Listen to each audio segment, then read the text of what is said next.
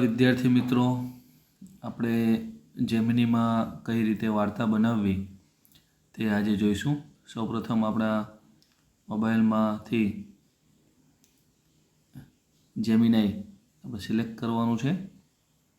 Gemini select કરશું એટલે અહીંયા બાજુમાં તમને અહીંયા નીચે દેખાશે સ્ટોરી બુક.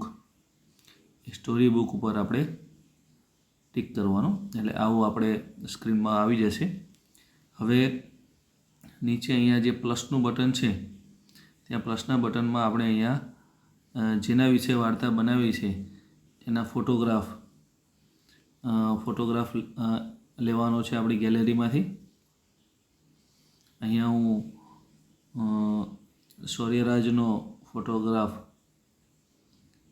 પસંદ કરું છું.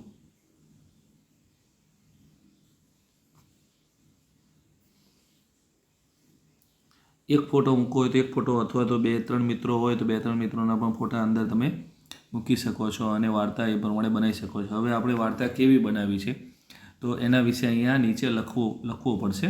જેમ કે અહીંયા હું લખું છું એ તમે જોઈ જુઓ.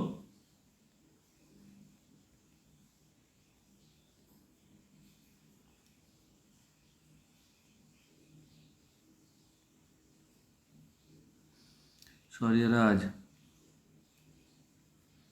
14 વર્ષનો વિદ્યાર્થી છે. તેને ગમતો વિષય ગણિત છે. તે દરરોજ કંઈક નવું શીખવા તૈયાર રહે છે.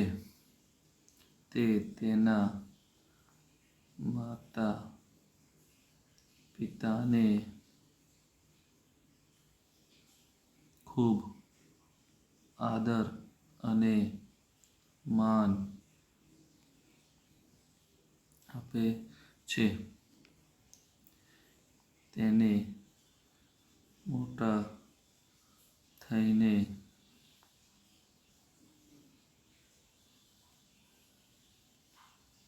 કોમ્પ્યુટર એન્જિનિયર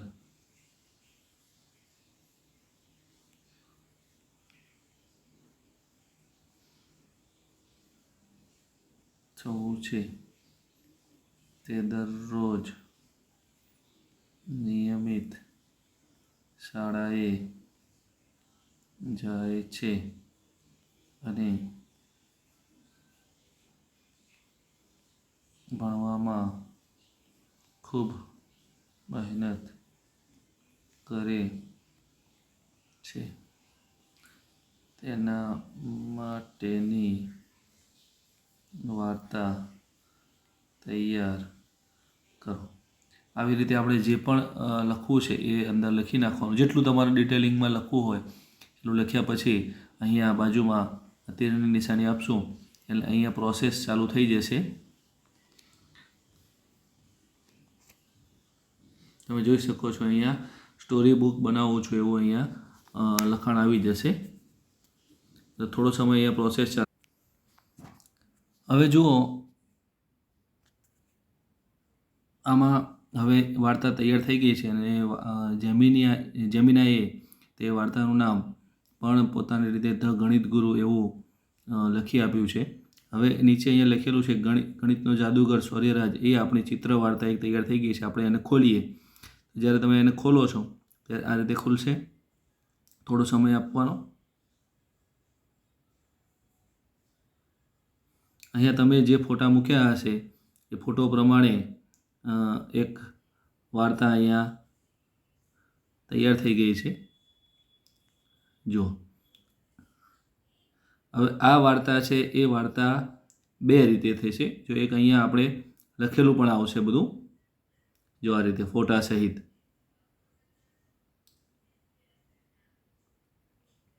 છે આવી રીતે સુંદર મજાની વાર્તા એમાં તૈયાર થઈ જશે. આ રીતે જુઓ. એ વાર્તા તમારે જો સાંભળવી હોય તો અહીંયા ઉપર સાંભળો બટન આપેલું છે. સાંભળો બટન ઉપર આપણે ક્લિક કરીશું તો એ વાર્તા આપણને સાંભળવા પણ મળશે. શૌર્યરાજ. 14 વર્ષનો શૌર્યરાજ દરરોજ સવારે ઉત્સાહથી જાગે. તેના માટે શાળા માત્ર એક ઇમારત નહોતી, તે દરરોજ કંઈક નવું શીખવાની એક તક હતી. તેનો સૌથી પ્રિય વિષય હતો ગણિત. સંખ્યાઓ અને સમીકરણો તેની ભાષા હતી. શૌર્યરાજનું બીજું એક મૂલ્ય જે તેને અન્યથી અલગ કરતું હતું, તેના માતા પિતા હિરાલબેન અને વિપુલભાઈ પ્રત્યેનો આદર. તે હંમેશા તેમની વાત ધ્યાનથી સાંભળતો અને તેમના માર્ગદર્શનને. આવી રીતે વાર્તા આખી તૈયાર થઈ જશે. હવે આમાં તમારે માતા પિતાનું નામ પણ બદલવું હોય તો પણ તમે બદલી શકો છો. હવે આ વાર્તાને આપણે જો કોઈને મોકલવી હોય તો અહીંયા બાજુમાં શેરનું બટન છે, એ શેરનું બટન અહીંયા ટિક કરશો એટલે શેરનું બટન ટિક કરશું એટલે અહીંયા આવી લિંક આવશે અને આ લિંક છે એ લિંક આપણે ગમે તે વ્યક્તિને મોકલશું. જેમ કે અહીંયા મેં મારામાં જ મોકલી છે એટલે એ વાર્તા મારામાં હવે ખુલશે. જો અહીંયા આવી ગયું છે ગણિતનો જાદુગર શૌર્યરાજ છે. તો બાળ મિત્રો, આવી રીતે આપણે સુંદર મજાની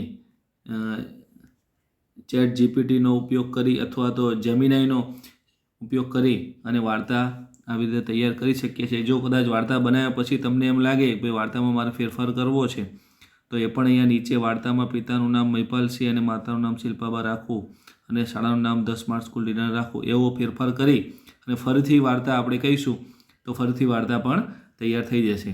તો દરેક વિદ્યાર્થી મિત્રો આવી રીતે એક સુંદર મજાની તમારી વાર્તા તૈયાર કરી અને મને સેન્ડ કરવા વિનંતી.